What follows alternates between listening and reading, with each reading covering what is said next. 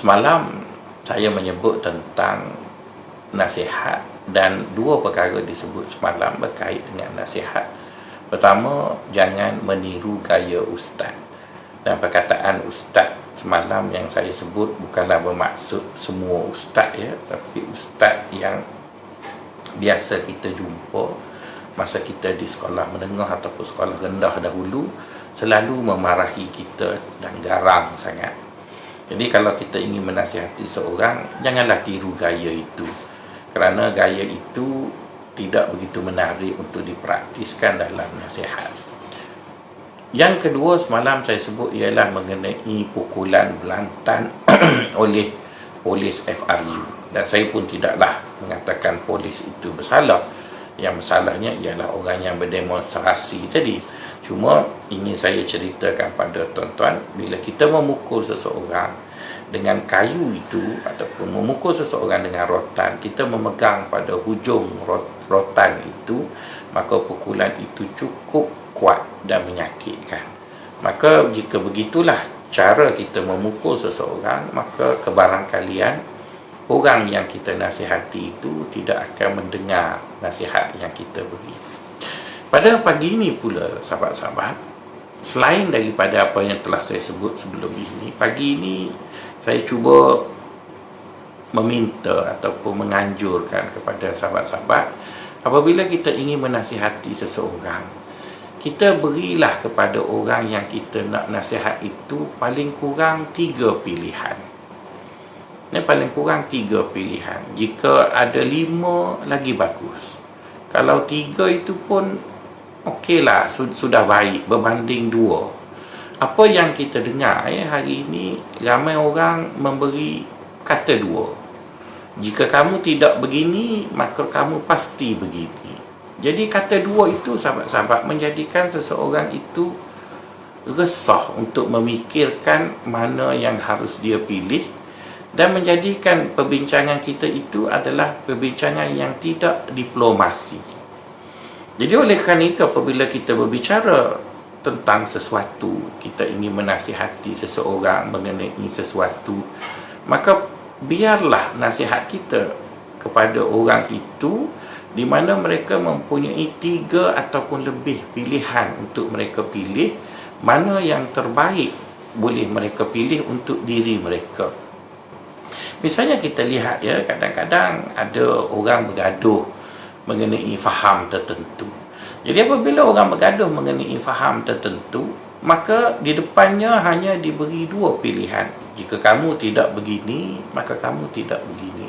Saya bawa contoh ya, contoh mengenai politik di negara kita. Dulu ya, sahabat-sahabat, masa kita mempunyai 2 parti politik, kita menjadi resah. Kalau kita tak sokong UMNO, kita dianggap sokong PAS. Kalau kita tidak sokong PAS, kita dianggap sokong UMNO. Jadi hidup itu menjadi resah. Jadi dengan politik yang ada sekarang, saya cukup gembira. Kenapa saya cukup gembira? Kerana kita mempunyai banyak pilihan untuk kita menyokong mana-mana parti politik yang kita suka. Kalau kita tak sokong UMNO, mungkin kita sokong Bersatu. Kalau kita tak sokong Bersatu, mungkin kita sokong PAS. Kalau kita tak sokong PAS, mungkin kita sokong Amanah. Kalau kita tak sokong Amanah, mungkin kita sokong DAP. Jadi itu menunjukkan kepada kita, seorang yang ingin memilih sesuatu dan ingin berbincang dengan kita itu merasakan begitu seronok, kerana kita tidak menekannya untuk memilih satu dari 2.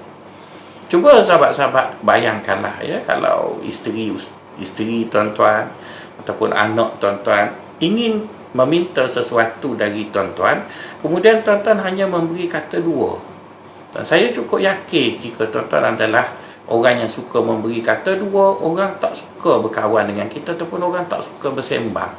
Kerana orang yang duduk dengan kita itu merasa bahawa dia tidak ada pilihan lain melainkan perkara itu. Misalnya lah ya, sahabat-sahabat, kalau sahabat-sahabat dengar ustaz mengajar di masjid. Bila ustaz itu mengajar di masjid, dia mengajar dengan suka memberi kata 2. Dia kata kalau tuan-tuan tidak ikut yang ini, maka tuan-tuan yang itu. Misalnya tuan-tuan dengar ustaz mengajar antara dua, sama ada tidak ahli sunnah ataupun ahli sunnah. Kalau sahabat-sahabat tidak ikut kami, maka sahabat-sahabat Wahabi. Kalau sahabat-sahabat tak ikut Wahabi, maka sahabat-sahabat orang pondok. Jadi kenapa kita memberikan kerimasan sedemikian kepada orang, dan akhirnya orang sukar, kerana tidak semua orang suka kepada kata dua. Mari kita lihat ya bagaimana baginda sallallahu alaihi wasallam, apabila baginda sallallahu memberi pilihan pada seseorang, dan kita dapati bila baginda memberi pilihan, baginda tidak beri kata dua ataupun dua pilihan. Sebaliknya sekurang-kurangnya baginda beri 3 pilihan. Misalnya apabila baginda sallallahu alaihi wasallam ingin berperang, maka baginda SAW akan mengutuskan seorang mewakili baginda sebagai utusan. Antaranya seorang sahabat Nabi yang bernama Dihyatul Kalb telah diutus untuk bertemu dengan Raja Rom pada ketika itu, iaitu Rom Timur. Sesampainya di depan Raja Rom Timur, Dihyah itu mengutuskan ataupun memberikan kepada Raja Rom itu surat daripada baginda sallallahu alaihi wasallam. Cuba kita lihat baginda sallallahu alaihi wasallam apabila dia berdiplomasi ya dengan apa ya, dengan raja yang kafir tadi dan berkuasa, baginda sallallahu alaihi wasallam tidak memberi kata dua kepada Raja Rom tadi. Sebaliknya baginda memberi 3 pilihan. Kata dia, jika kamu memeluk Islam, maka kamu akan kekal. Kamu akan kekal dengan apa yang kamu ada sekarang, dan kita adalah bersaudara. Yang kedua, jika kamu enggan memeluk Islam dan kamu membayar wang perlindungan kepada kami, maka kamu juga aman. Dan yang ketiga, jika kamu menolak yang pertama, yang kedua, maka bertemulah kita di medan perang. Jadi sahabat-sahabat yang dikasihi sekalian, apa yang dibuat oleh baginda itu menjadikan seorang itu mempunyai pilihan yang munasabah untuk dia lihat bagaimana dia memilih. Jadi sebab itulah sahabat-sahabat, cubalah kita ya membentuk diri kita untuk menjadi seorang manusia yang mempunyai idea-idea yang segar setiap kali kita berada dengan kawan-kawan kita yang lain. Jadi tak perlu kita sentiasa berada pada pandangan yang mainstream. Ya, pandangan yang mainstream. Misalnya dulu sahabat-sahabat, saya duduk faham ya bahawa aliran pemikiran yang ada di Malaysia ini hanya 2 sahaja, iaitu aliran pondok dan aliran yang dianggap Wahabi tadi. Tapi bila saya baca buku, ada seorang Profesor Madya, sudah besar agaknya, beliau menulis mengenai jalur pemikiran Islam di Malaysia. Saya dapati buku itu cukup menggembirakan saya, kerana buku itu telah menggariskan bahawa di Malaysia ini terdapat 7 jalur perkembangan, 7 jalur pemikiran Islam yang ada di Malaysia. Dan beliau pula telah menyenaraikan 9 kumpulan agama yang boleh diterima oleh masyarakat Islam. Ada orang berfikiran pondok, ada orang berfikiran jemaah tabligh, ada orang berfikiran reformis, ada orang berfikiran liberal, ada orang berfikiran modernis, Jadi sahabat-sahabat, bila kepelbagaian itu ada, maka dia menjadikan setiap orang itu asabahu ba'dul haq. Setiap kelompok itu menyentuh ataupun mempunyai sebahagian daripada kebenaran. Jadi apabila setiap kelompok itu mempunyai sebahagian daripada kebenaran, maka kita akan dapati orang-orang yang mencari kebenaran, mereka menemui keserasian dalam hidup beragama tadi. Maka sebab itulah kita lihat dalam agama kita mengizinkan wujudnya mazhab. Ada Syafi'i, ada Hambali, ada Maliki, ada macam-macam lah. Dan semasa saya belajar dulu ya, guru-guru saya menyatakan bahawa mazhab fiqh yang wujud dalam Islam ini ada 11 mazhab yang muktabar, tetapi yang popular pada hari ini ada 4. Jadi apa makna semua itu sahabat-sahabat? Menunjukkan kepada kita, walaupun Islam itu satu agamanya, tetapi cara untuk memahami Islam itu ada sampai 11. Jadi bila 11 itu, kesemua mereka itu masuk syurga, sahabat-sahabat. Mereka semua masuk syurga. Takkan sahabat-sahabat nak mengatakan Imam Al-Auza'i tak masuk syurga? Takkan sahabat-sahabat tegar untuk mengatakan bahawa siapa yang tak serupa dengan aku akan masuk neraka? Saya tak sanggup ya untuk mengatakan perkara yang sedemikian. Maka oleh kerana itulah, marilah kita membudayakan diri kita. Jika kita ingin menasihati seseorang, kita cuba lihat apa mainstream yang ada pada persoalan itu, dan cuba kita mencari pilihan ketiga, keempat, kelima untuk melihat ataupun keluar daripada mainstream tetapi matlamatnya sampai. Saya bila bertemu dengan rakan-rakan ya daripada Kelantan, bila nak raya tanya dia, macam mana balik tak? Balik. Maka orang Kelantan bila nak beraya mesti akan berumur tentang jam. Ya, berumur tentang jam yang begitu memenatkan. Maka saya tanya pada dia, kamu balik ikut mana? Jadi sahabat-sahabat, orang yang berumur tentang jam itu biasanya dia akan rempuh keluar ikut Tol Gombok, lalu ikut Raub dan akan jam di Merapuh dan sebagainya.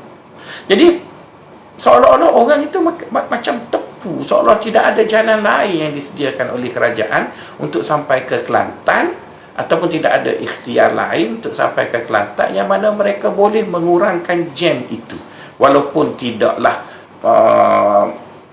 langsung tidak menempuh jam. Maka saya minta dengan dia, cuba awak senaraikan jalan balik ke Kelantan. Dia kata ada dua je Ustaz. Apa dia? Balik ikut Gua Musang ataupun balik naik kapal terbang.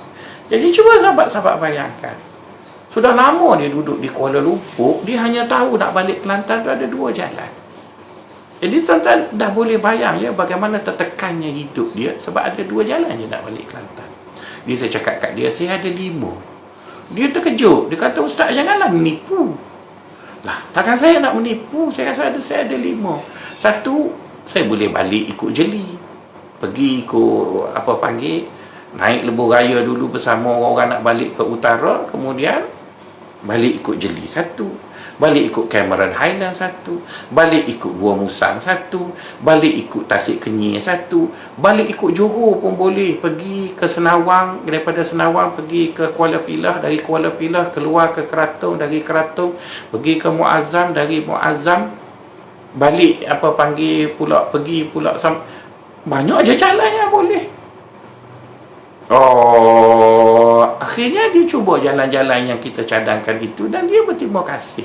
Jadi oleh kerana itu sahabat-sahabat, bila kita ingin menasihati seseorang dan kita merasakan bahawa kita sendiri pun mempunyai idea yang mainstream sahaja tentang sesuatu, saya rasa baik kita tak payah beri nasihat, kerana kita tidak memberi suatu pilihan yang wajar ataupun pilihan yang boleh menyelesaikan orang yang kita rasa ingin menasihati tadi. Jadi sebab itulah kita dapati kita orang Islam pada hari ini sahabat-sahabat dibelenggu dalam masalah yang sama, kerana kita suka sangat berfikir antara hitam putih. Jadi kalau kita berfikir secara hitam putih, maka jika kita memilih putih, maka orang lain semua hitam lah. Sedangkan Allah SWT mencipta warna itu dalam pelbagai warna, tuan-tuan. Malah kalau sahabat-sahabat lihat ya, istilah-istilah pengkelompokan manusia itu sahabat-sahabat, kita akan dapati agama kita tidak mengistilahkan orang itu antara kafir dan mukmin sahaja. Sebaliknya Allah meletakkan satu garis antara kafir dan Islam, kemudian untuk sampai kepada kafir itu diberi beberapa istilah-istilah lain yang merujuk bahawa seseorang itu tidak semudah bila tidak Islam automatically dia adalah kafir. Misalnya kalau kita baca ayat hudud, Allah SWT bercakap tentang hudud itu ada 3 standard. Orang yang menolak hudud itu adalah orang-orang yang fasik. Orang yang menolak hudud itu adalah orang-orang yang zalim. Orang yang menolak hudud itu adalah orang yang kafir. Jadi bermaksud Allah sendiri tidak mengajar kita jika kamu tolak, maka kamu terus kafir. Mungkin fasik, mungkin zalim, barulah kafir. Jadi apa yang ingin saya mengajak sahabat-sahabat untuk membentuk satu budaya bahawa kita dalam berfikir sesuatu, kita tidak hitam putih. Dan sahabat-sahabat lihatlah orang yang berfikir secara hitam putih, dia akan selalu bergaduh dengan orang. Maka tak ada maknanya kita seorang yang kuat sembahyang, kita yang kuat berpuasa, tapi setiap kali je kita bercakap dengan orang, kita bergaduh dengan orang, kita membenci orang, kita buat orang tak dirasa resah apabila duduk dengan kita. Sebaliknya, jadilah kita seorang mukmin apabila kita duduk dengan orang, kita tahu mana betul, mana tidak betul, tetapi dalam antara betul dan tidak betul itu, kita mempunyai jalan yang banyak. Kalau sahabat-sahabat baca buku tasawuf, saya dapati orang tasawuf paling kurang, mereka membahagikan kelompok manusia itu kepada 3. Mereka tak bagi 2. Mereka bagi 3. Pertama, mereka akan sebut orang awam, kemudian orang khusus, kemudian orang yang lebih khusus. Jadi bermaksud, apabila mereka menilai manusia, mereka mempunyai 3 standard, bukan 2 standard. Jadi orang awam, baik ataupun taatnya orang awam itu pada satu standard. Kemudian atas sikit pada orang awam, yang dia dipanggil murid, yang dia dipanggil salik, yang dia dipanggil orang-orang yang khusus itu, maka mereka ada satu standard yang lain. Kemudian para wali, para syekh, para arif billah pula, mereka mempunyai standard yang lain. Jadi kenapa mereka buat begitu? Kerana mereka tahu manusia itu tidak antara 1 dan 2. Sebaliknya, manusia itu antara 1, 2, 3. Maka sebab itu kalau sahabat-sahabat baca tulisan Imam Al-Ghazali, apabila Al-Ghazali berbicara tentang puasa, beliau mengatakan bahawa puasa itu ada puasa khusus, puasa umum, puasa khusus, dan puasa yang lebih khusus. Jadi oleh kerana itu, sahabat-sahabat, apabila kita ingin duduk dengan seseorang, kita ingin menasihati seseorang, saya harap sangat-sangat janganlah beri kata 2. Itu macam Donald Trump, itu macam Amerika bully negara-negara lemah, sama ada kamu bersama aku atau kamu menentang aku. Saya rasa itu bukan ajaran agama kita, dan baginda SAW sendiri pun tidak suka beri kata 2. Sebaliknya, baginda SAW memberi banyak pilihan, dan orang yang mempunyai pilihan yang banyak itu merasa begitu gembira kerana mereka ingin buat sesuatu yang betul, kerana mereka ingin jadi orang yang baik. Tetapi baik itu tidaklah menjadikan mereka terikat begitu kejat ataupun begitu kuat sehingga menjadikan mereka rimas. Jadi itu saja yang dapat saya kongsi.